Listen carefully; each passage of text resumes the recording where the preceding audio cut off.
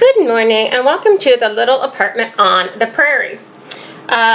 Today I'm starting to make a tincture of coneflower, which is also known as Echinacea. And you may have seen the video where I was foraging for coneflower. It is a pretty purple flower that blooms. It just grows wild out here in Nebraska, but some people plant it on purpose because it's like, you know, an ornamental flower. Not giving medical advice. Echinacea, you can buy it in stores in capsule form or in tea. Some people say it has like antibiotic, antiviral, antifungal properties. People take it sometimes if they have colds, if they take it if they're sick, sort of like a natural antibiotic. Again, I'm not telling you it's going to cure anything. That's what I use it for, basically, if I'm sick. I kind of use it like an antibiotic, but I use it if I think that, you know, I might have a virus as well, because it is believed by many to have antiviral properties as well. Do your own research before taking any kind of herbal medicine. Check with your doctor if you're on other meds or have health problems to make sure it's safe for you. All that kind of stuff. Don't just take it because I said so. But today I'm making a tincture, which is like a concentrated form of it. I put it in a little dropper bottle like this. I would take maybe a quarter of a dropper. I put it in a cup of tea, usually. It doesn't taste that good. But you can just squirt it under your tongue, and, you know, it's not like you have to taste it for a long time. So what I do to dry my echinacea is I hang the flowers. I cut them with stem, you know, with enough stem that I can use a piece of string, tie it to a hanger, hang it in a closet that I don't have anything else hanging in, and leave it there for a few weeks until it's all dried and crunchy. I also use some leaves in the tincture, which I dried. Can't remember if I dried these in my dehydrator. I might have just laid them on a rack, like in my oven, without turning the oven on. Just let them air dry. I can't remember. I know at one point I had something I was drying and I had other stuff in my dehydrator, so I just air dried them, so it might have been this. So what I'm going to do is kind of crunch up these leaves. I think I'm going to get like a spoon handle or something. Ow, they're really prickly. And just kind of crunch them up. It's very scientific. Native Americans used Echinacea a lot, or certain groups of certain tribes of Native Americans did anyway. So I'm going to take these crunchy, crispy flowers, and I'm going to cut off the flower head, because I don't need the whole stem in here. I just dried them. I used the stems to hang them when I dried them. So I'm going to cut off the flower head like this, put it in the jar. And try to do this without making a giant mess. But, you know, we'll see how that goes. My kitchen is a mess. My table's a mess. I need to do some major cleaning and organizing here in the next couple weeks. So, while I'm cutting these off, let me ask a question. If any of you, and if any of my viewers, like, work at a dentist, if you are a dentist, if you know stuff about dentists, I have a tooth that I think is, well, what I have is a gum. My gum line is really receding. And you can see like part of the root that you shouldn't be able to see on one of my front teeth, my front bottom teeth. And I had a flu shot last week, and after my flu shot, I was like kind of achy all over, which I think is not unusual.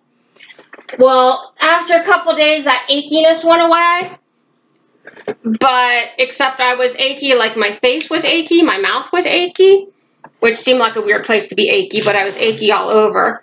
Well, then all the other achiness went away, but except my face, my mouth still hurt, like the lower half of my face. And I have lymph nodes in my chin that I can feel are swollen. And I think that tooth is maybe infected or something. And I think what I have is a really bad receding gum line, and so I think like they would probably tell me I should have gum surgery or something, but that's not going to happen. For one thing, I can't afford it. So I'm on Medicare because I'm on disability, but I don't qualify for Medicaid, and Medicare doesn't cover any dental. Medicaid would, but, you know, I get so much money from Social Security, insert sarcasm, that I don't qualify for Medicaid. And of course I don't have dental insurance. So I need to go to the dentist, but I don't have a way to pay for it.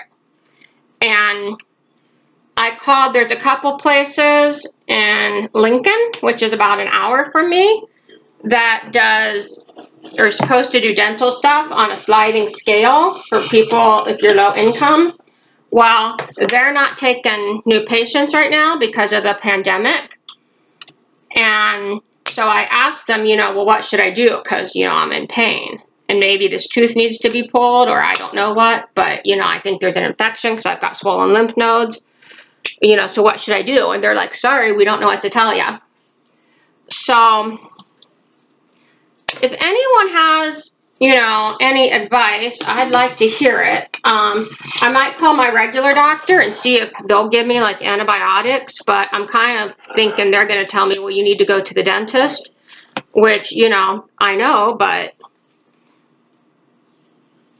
dentists want to be paid when you go see them. So, you know, if I can even find a dentist, I mean, I was thinking I could do the sliding scale. I could, you know, hand over $100 or something at the dentist, but I don't think I'm going to go they're going to want to do x-rays, and then if they want to pull a tooth, you know, they're going to want more than $100, and I don't have more than $100 right now. So I guess I'm going to try calling my regular doctor, but if anybody has any other advice, I'm just using this spoon to like crunch all this down in here. If anybody has any other advice or knows, you know, I don't even know. It's ridiculous in this country that people can't go to the dentist when they need to, or get other health care when they need to. Alright, so let me know in the comments if you have any suggestions. And so here I've got the leaves and the flowers in this jar. And I've got vodka. And I use cheap vodka for this. Like, I buy like the biggest, cheapest thing of vodka. This isn't that big a thing, but you know. I'm not spending a lot of money to buy good vodka, whatever that is, for this, because it doesn't matter. So I'm going to pour vodka into this jar, cover up all the flowers with it.